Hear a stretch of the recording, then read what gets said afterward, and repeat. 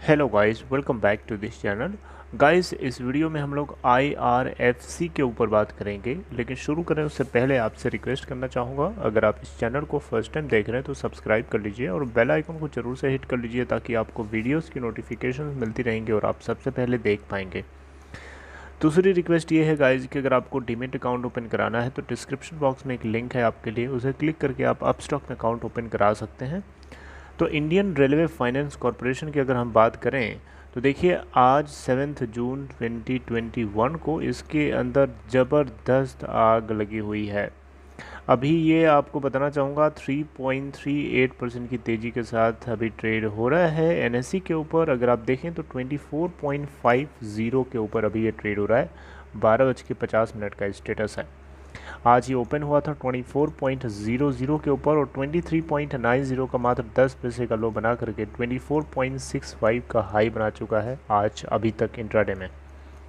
इस कंपनी का 52 week high है 26.70 और लो है 20.80 का। देखिए, क्वेश्चन उठता है कि क्या ये company offer for sale OFS scheme को लेके आएगी क्या?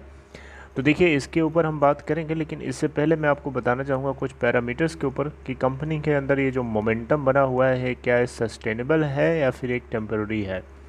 देखिए, 24.55 के और अभी ये ट्रेड हो रहा है, लगभग 3.59% की तेज़ी के साथ बना हुआ है और अभी तक 12:50 तक का जो स्टेटस है, इसमें अगर टोटल वॉल्यूम अगर आप देखें तो 2,59,92,945 शेयर्स ट्रेड हो गए, जहां पे 96.40% की डिलीवरी है। तो डिलीवरी के स्टेटस को देख करके आपको खुद ब खुद यकीन हो जाएगा कि इसके अंदर ये जो मोमेंटम है ये सस्टेनेबल है या फिर एक टेम्पररी है। BSE के ऊपर भी सिचुएशन देख लीजिए, वहाँ पे भी कम नहीं है। 52,60,923 वॉल्यूम ट्रेड शेयर्स ट्रेड हुए यहाँ पे और 33.98 ऑलमोस्ट 34% की डिलीवरी यहाँ पे भी उठाई गई है। इस कंपनी की मार्केट कैप है 32,083.18 करोड़ रुपए।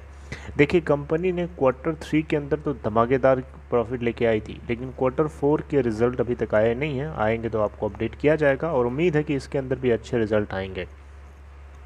Q3 के अंदर कंपनी लेके आई थी रिजल्ट 1046 करोड़ का, जिसमें से अगर आप देखें जिसमें अगर आप सेल्स देखें तो 3932 करोड़ की हुई थी।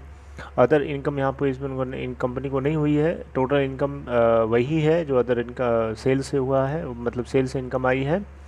इंटरेस्ट इन्होंने 2878 जो है इससे एक्रूड किया है। ओवरऑल जो इनको प्रॉफिट हुआ था 1046 करोड़ का हुआ था। Q4 के अंदर भी आउटकम्स आएंगे, अच्छे आएंगे। देखिए, Q4 की बात नहीं मैं करूँगा क्योंकि उसकी डेट नहीं पता है अभी, लेकिन मैं बात करना चाहूँगा इस कंपनी से जुड़ी हुई कुछ चीज़ें। जैसे कि देखिए, ये company Indian railway finance corporation Bharat railway के लिए बनाई गई है। इस कंपनी की मोनोपोली है मार्केट में, कोई दूसरा इसका कॉम्पिटिटर नहीं है।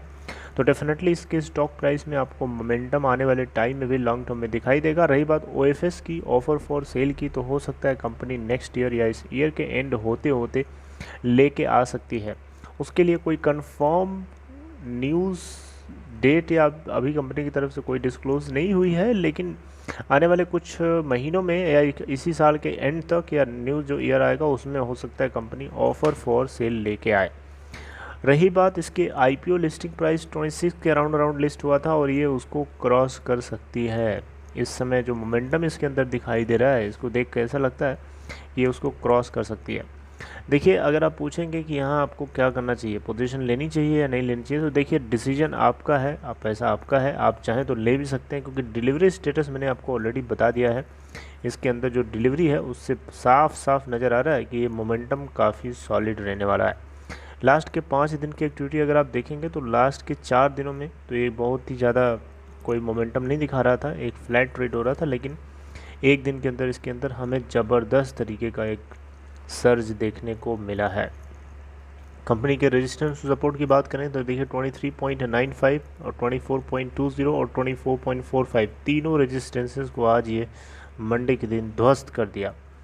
वहीं सपोर्ट की बात करें तो नीचे सपोर्ट 23.45 का है, उसके नीचे 23.20 और उसके नीचे 22.95 का तीसरा सपोर्ट है। 23.70 का पाइवोटेड लेवल है। इस कंपनी के अंदर अगर आप पोजीशन पहले से बना के रखे हुए हैं और आप प्रॉफिट में हैं तो बहुत अच्छी बात है। आप चाहें तो उसे एग्जिट कर सकते हैं, चाहे तो आप होल्ड कर सकते हैं, वो आपकी मर्जी है। देखिए ऊपर नीचे स्टॉक प्राइस तो होता रहता है। अब आप थोड़ा सा ऊपर चला जाएगा तो आप खुश हो जाएंगे, थोड़ा नीचे गिर जाएगा तो फिर आप नाराज़ हो जाएंगे कि ये तो पहले बेच देते तो सही होता।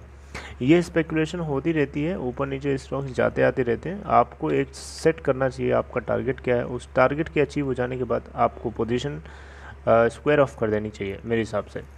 ठीक है, लालच करने से आप उसमें ट्रैप हो जाओगे एक तरीके से। ठीक है, तो IRFC Indian railway finance corporation को जन्म ही इसीलिए दिया गया था कि भारत सरकार के रेलवे से जुड़े हुए जितने भी बजट्स हैं, जो खर्चे हैं, उन सभी को एकोमोडेट कर सके, और उसी के लिए इसको बनाया गया है। तो डेफिनेटली ये उसी के ऊपर काम कर रही है और इसका कोई दूसरा कॉम्पिटिटर नहीं है। सबसे अच्छी बात तो ये है कि इस सेक्टर में अपने आप में ये एक मोनोपोली कंपनी है। ठीक है, तो बाकी इससे जुड़ी हुई कोई इन्फॉर्मेशन मुझे अगर डिस्क्लोज़ होती है, कहीं पता चलती है, तो मैं आपको डेफिनेटली अपडेट करूंगा। इसके अंदर आज ज़बरदस्त मोमेंटम था जो मुझे लगा कि आप लोगों के साथ इसके ऊपर बातचीत करना चाहिए। So I hope you like this content. अगर आपको कंटेंट अच्छा लगा तो लाइक कर सकते हैं। बाकी डिस्क्रिप्शन बॉक्स में एक लिंक है, उसे क्लिक करके आप अपस्टॉक में अकाउंट ओपन करा सकते हैं। See you guys next time, till then take care.